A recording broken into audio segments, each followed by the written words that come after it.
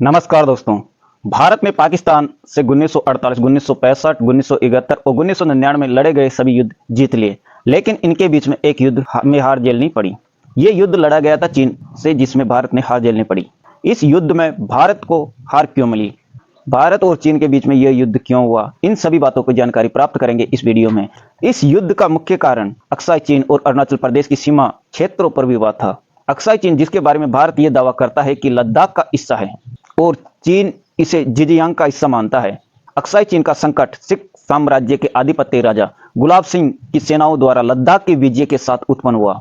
गुलाब सिंह ने 1842 में तिब्बत पर आक्रमण किया तो वह असफल रहा, जिसके कारण सिख साम्राज्य की सीमा ज्यों की त्यों बनी रही। वर्ष 1846 में ईस्ट इंडिया कंपनी ने सिखों को हरा दिया, जिसके परिणाम स्वरूप जम्मू कश्मीर एंड लद्दाख का राज्य अंग्रेजों के अधीन आ गया और अंग्रेजों ने इन सभी क्षेत्रों का राजा वापिस गुलाब सिंह को ही बना दिया। और अंग्रेजी अधिकारियों ने सीमा पर बातचीत करने के लिए चीनी अधिकारियों से संपर्क किया, लेकिन चीनी अधिकारियों ने कोई दिलचस्पी नहीं दिखाई। ईस्ट इंडिया कंपनी ने पैकिंग झील पर सीमा का दक्षिण छोर तय किया, लेकिन इसके उत्तर में काराकोरम दर्रे का क्षेत्र को टेरा इकोग्निटा माना।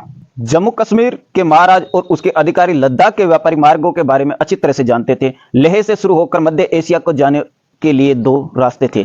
एक काराकोरम दर्रे से होकर शाहिदुल्ला दर्रा तक जाता था और संजू दर्रे से होते हुए यारकंद तक जाता था।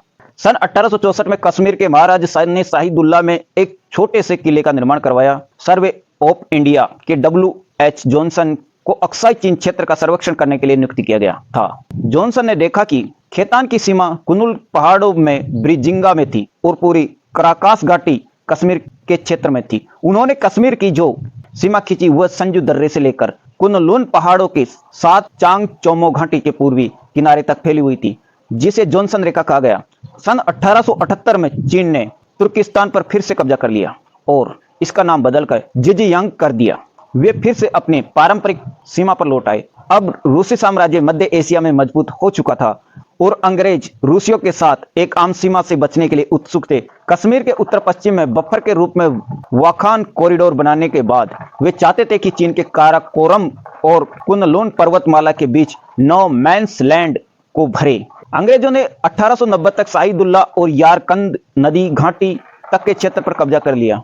वर्ष 1893 में सेंट पीटर्सबर्ग में एक वरिष्ठ चीनी अधिकारी हंग ताचेन द्वारा प्रदान किए गए मानचित्र में जिजियांग की सीमा तक दिखाई गई थी। यह भी जॉनसन रेखा के समान थी। अक्साई चीन को कश्मीर क्षेत्र में रखती थी।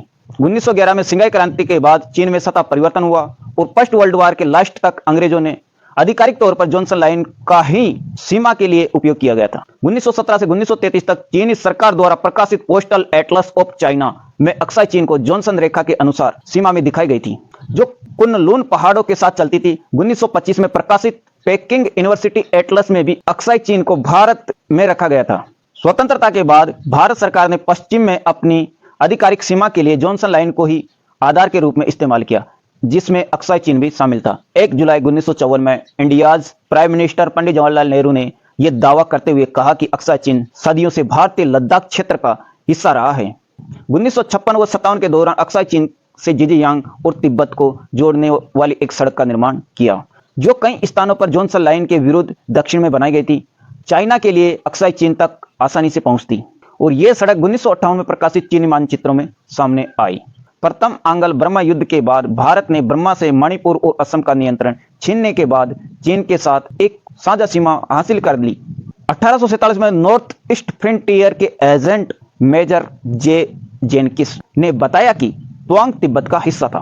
1862 में तिब्बत से 4 मठवासी अधिकारी त्वांग पहुंचे और मेजर आर ग्राम के साथ सीमा समझौते की निगरानी की नेफा के साथ सीमा समझौते की निगरानी की, जिसमें तिब्बत के हिस्से के रूप में त्वांग पत शामिल था। 19वीं शताब्दी में यह स्पष्ट हो गया कि अंग्रेज त्वांग पत को तिब्बत का हिस्सा मानते थे।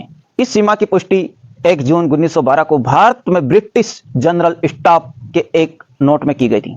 1913 में यूके चीन तिब्बत के प्रतिनिधियों ने तिब्बत, चीन और ब्रिटिश भारत के बीच सीमाओं के संबंध में शिमला में बैठक बुलाई।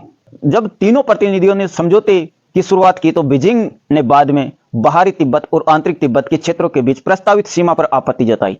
ब्रिटिश भारत सरकार के विदेश सचिव हेनरी मैकमोहन, जिन्होंने प्रस्ताव तैयार किया कि चीनियों को दरकिनार करने का फैसला किया, और तिब्बत के साथ सीधे बातचीत करके द्विपक्षीय रूप से सीमा तय की थी। बाद में भारतीय दावों के अनुसार इस सीमा का उद्देश्य हिमालय की सबसे ऊंची चोटियों से होकर गुजरना था। भारत सरकार का मानना था कि हिमालय भारत उपमहाद्वीप की प्राचीन सीमा थी, इसी प्रकार भारत की आधुनिक सीमा होनी चाहिए, जबकि चीनी सरकार का कहना था कि हिमालय में एक विवादित क्षेत्र प्राचीन काल से ही भौगोलिक और सांस्कृतिक रूप से तिब्बत का हिस्सा रहा है। शिमला समझौते के कुछ महीने बाद चाइना ने मैकमोहन रेखा के दक्षिण में सीमा को दर्शाया।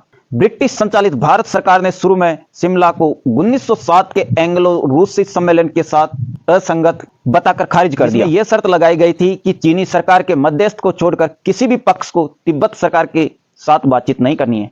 चीन ने तिब्बत के स्वतंत्र शासन के दावों को खारिज करते हुए यह रुख अपनाया कि तिब्बती सरकार को ऐसी संधि करने की अनुमति नहीं दी जानी चाहिए थी।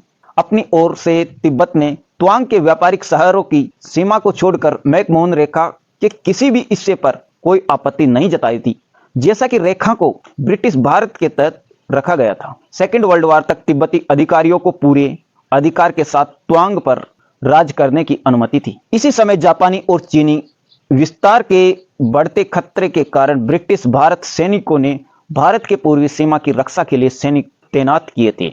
1950 के दशक में भारत ने इस क्षेत्र में गश्त लगाना शुरू कर दिया था और इसमें पाया कि कई स्थानों पर सबसे ऊंची चोटियां वास्तव में मैकमोहन रेखा के उत्तर में थी और भारत की ऐतिहासिक स्थिति को देखते हुए कि रेखा का मूल उद्देश्य दोनों देशों को सबसे ऊंचे पहाड़ों से अलग करना था, इसी जगह पर भारत ने अपनी चौकियां आगे बढ़ा ली, लगभग 5 से 6 किलोमीटर उत्तर की ओर पर्वतमाला तक बढ़ा दी और इस कदम को मूल सीमा के अनुरूप माना गया। हालांकि शिमला कन्वेंशन ने इस इरादे को स्पष्ट रूप में नहीं बताया था। न ये भारत के लिए सबसे बुनियादी नीति चीन के साथ संबंध बनाए रखना और अपने पुराने संबंधों को पुनर्जीवित करना था। Bharat people's republic of China को राजनीतिक मान्यता देने वाले देशों में से एक था। उस समय चीनी अधिकारियों ने नेहरू की कोई निंदा नहीं की। अक्सर चीन का पंडित नेहरू ने खुली घोषणा की, उसका भी विरोध नहीं किया। 1950 में चीनी पीपुल्स लिबरेशन आर्मी यानी PLA ने तिब्बत पर आक्रमण किया, जिसे सभी चीनी सरकारें अभी भी चीन का हिस्सा मानती थी और बाद में चीनियों ने यहाँ सड़क बनाई। जब सड़क पूरी तरह बनकर तैयार होने के बाद भारत सरकार को पता चला तो भारत सरकार ने इन कदमों का विरोध किया और एक स्थायी सुनिश्चित सीमा तैयार करने का फैसला किया। भारतीय स्थिति के बारे में कोई भी संदेह को हल करने के लिए प्रधानमंत्री पंडित जवाहरलाल नेहरू ने संसद में घोषणा की कि भारत मैकमोहन रेखा को अपनी आधिकारिक सीमा मानता है और चाइना ने इस बयान पर कोई चिंता व्यक्त नहीं की और चीन सरकार ने जोर देकर कहा कि भारत के साथ कोई सीमा संबंधी मुद्दे नहीं उठाए जाने चाहिए। 1954 में पंडित नेहरू ने एक ज्ञापन लिखकर भारत की सीमाओं को स्पष्ट रूप से परिभाषित किया।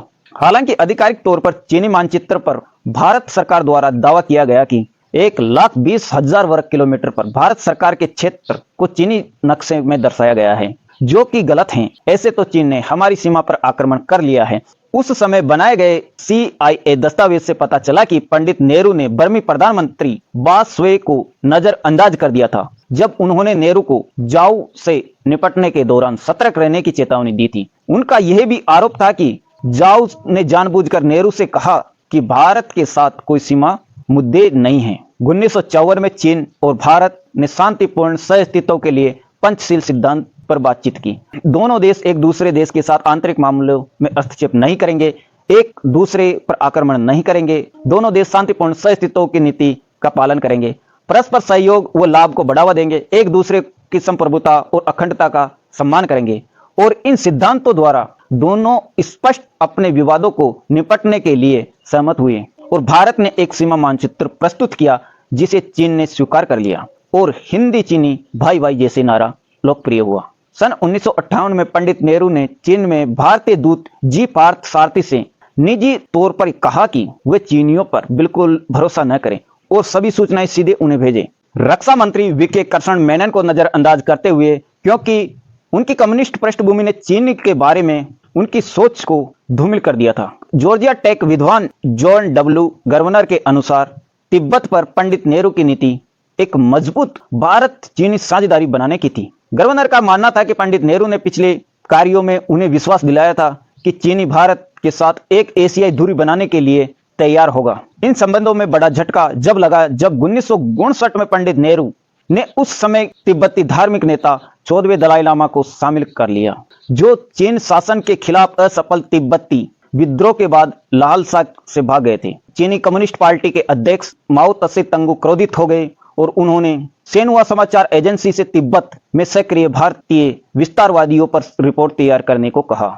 इस समय में सीमा पर घटनाएं जारी रही। अगस्त 1959 में पीएलए ने लोंगजू में एक भारतीय को बंदी बना लिया और 2 महीने बाद अक्साई चीन में कोंग का दर्रे पर एक झड़प में 9 भारतीय मारे गए। अक्टूबर 1959 को सोवियत संघ के सचिव निकिता क्रुश्चेव ने माओ के साथ बैठक में नेहरू का बचाव किया। इस कार्रवाई ने चीन की इस धारणा को मजबूत किया कि सोवियत संघ, संयुक्त राज्य अमेरिका और भारत के सभी चीन पर विस्तारवादी मंसूबे थे। पीएलए आत्मरक्षा जवाबी हमले की योजना तैयार करने तक पहुंच गई। राष्ट्रों के बीच बात फिर से शुरू हुई, लेकिन कोई बात बन नहीं पाई। मैकमोहन रेखा को मान्यता नहीं देने के परिणाम स्वरूप चीन के मानचित्र में north east frontier area NEFA और अक्साई चीन के दोनों को चीनी क्षेत्रों के रूप में दिखाया गया। 1960 में जाओ एनलाइन ने अनौपचारिक रूप से सुझाव दिया कि चीन द्वारा NEFA पर दावा वापस लेने के बदले में भारत अक्साई चीन पर अपना दावा हटा दे। अपनी बताई गई स्थिति पर कायम रहते हुए भारत के प्रधानमंत्री पंडित जवाहरलाल नेहरू का मानना था कि चीन का इनमें से किसी भी क्षेत्र पर कोई दावा नहीं है और इस प्रकार वह उन्हें छोड़ने के लिए तैयार नहीं था। पंडित नेहरू ने तब तक सीमा पर कोई भी बातचीत करने से इनकार कर दिया जब तक कि चीनी सेना अक्साई चीन से पीछे नहीं हट जाती, जो कि अंतर्राष्ट्रीय समुदाय द्वारा समर्थित स्थिति थी। 1960 में पंडित नेहरू और जाओ एनलाइन के बीच एक समझौते के आधार पर भारत और चीन के अधिकारियों ने सीमा विवाद को सुलझाने के लिए चर्चा की। चीन और भारत पश्चिम क्षेत्रों में सीमा को परिभाषित करने वाले प्रमुख जल क्षेत्र के संबंध में चीनी बयानों में अक्सर उद्धत शर्तों को गलत तरीके से प्रस्तुत किया गया था। इन वार्ताओं की विफलता उसी वर्ष नेपाल और बर्मा के साथ सफल चीनी सीमा समझौते से और बढ़ गई। 1961 की गर्मियों में चीन ने मैकमोहन रेखा पर गश्त शुरू कर दी। उन्होंने भारत के कुछ हिस्से में प्रवेश किया और ऐसा करने से भारतीयों को बहुत गुस्सा आया। हालांकि चीनियों को विश्वास नहीं था कि वे भारतीय क्षेत्र में घुसपैठ कर रहे हैं। जवाब में भारतीयों ने चीनी सैनिकों के पीछे चौकियां बनाने की नीति शुरू की ताकि उनकी आपूर्ति में कटौती की जा सके और उन्हें चीन लौटने के लिए मजबूर किया जा सके। भारतीय नेताओं का मानना था कि चीनी बलपूर्वक हमला नहीं करेंगे। चीनी सेना ने 20 अक्टूबर 1962 को लद्दाख में और मैकमोहन रेखा के पार एक साथ हमले शुरू किए। चीनी सेना दोनों जगह पर भारतीय सेना से जीत गई और पश्चिमी क्षेत्र में चुशुल में रेजांगला और पूर्वी में त्वांग पर अवैध कब्जा कर लिया। भारत ने अमेरिका से सहायता लेने के लिए पत्र लिखा। अमेरिका सहायता देने को तैयार हो गया था, लेकिन एक शर्त पर, जो कि अमेरिका हथियार देगा उसका प्रयोग भारत केवल चीन के लिए उपयोग करेगा। ब्रिटेन और सोवियत संघ ने भी भारत की मदद के लिए आश्वासन दिया। हालांकि संयुक्त राज्य अमेरिका और सोवियत संघ दोनों आपस में दुश्मन थे, दोनों ही शक्तिशाली थे। इनमें कभी भी तीसरा युद्ध हो सकता था। इन सभी कारणों को देखते हुए भारत के पूर्व प्रधानमंत्री पंडित जवाहरलाल नेहरू ने अपने देश की सेना को पीछे हटने का आदेश दिया और यह भारत की सबसे बड़ी गलती थी, क्योंकि जब चाइना की इकोनॉमी भारत की इकोनॉमिक से ज्यादा नहीं थी, ना ही सैनिक ज्यादा थे। चाइना के पास भारत से कमजोर ही हथियार थे, क्योंकि भारत को अमेरिका से हथियार प्रोवाइड करवा दिए गए थे। फिर भी हमारे देश के प्रधानमंत्री की सोच कुछ अलग थी। फिर ये देखते हुए फाइनली तौर पर चीन ने 20 नवंबर 1962 को युद्ध विराम की घोषणा कर दी और साथ ही दोनों क्षेत्रों से अपनी सेना वापस बुलाने का आदेश दिया। 1962 के भारत चीन युद्ध के दौरान अरुणाचल प्रदेश के आधे से ज्यादा हिस्से पर चीनी पीपुल्स लिबरेशन आर्मी ने अस्थायी रूप से कब्जा कर लिया था। उस वक्त चीन ने एक तरफा युद्ध विराम घोषित कर दिया। उसकी सेना मैकमोहन रेखा से पीछे लौट गई। भारत और चीन के इस युद्ध को एक सेपरेट वीडियो में समझेंगे। चीन ने अपने पश्चिमी क्षेत्रों में सीमाओं को सुरक्षित करने का उद्देश्य हासिल कर लिया, क्योंकि चीन ने अक्साई चीन पर वास्तविक नियंत्रण बरकरार रखा। युद्ध के बाद भारत ने फॉरवर्ड नीति को त्याग दिया। जेम्स केल्विन के अनुसार भले ही चीन सेना की जीत हुई, लेकिन अपनी अंतरराष्ट्रीय छवि के मामले में चीन हार गया। पूरे विश्व में चीन की इज्जत गिर गई थी। अक्टूबर 1964 में चीन का पहला परमाणु परीक्षण और 1965 में भारत पाकिस्तान युद्ध में पाकिस्तान को ही उनका समर्थन ने भारत और चीन के बीच दुश्मनी और बढ़ा दी। हालांकि इस युद्ध के बाद अक्साई चीन पर चीन ने अपना कब्जा जमा कर रखा और आज भी अक्साई चीन पर चीन का ही अधिकार है। अगर यह वीडियो आपको इंफॉर्मेटिव लगा हो तो चैनल को सब्सक्राइब करना और बेल आइकन को ऑल पर सेलेक्ट करना और अपने दोस्तों को शेयर जरूर करना ताकि उन्हें भी सही जानकारी मिल सके।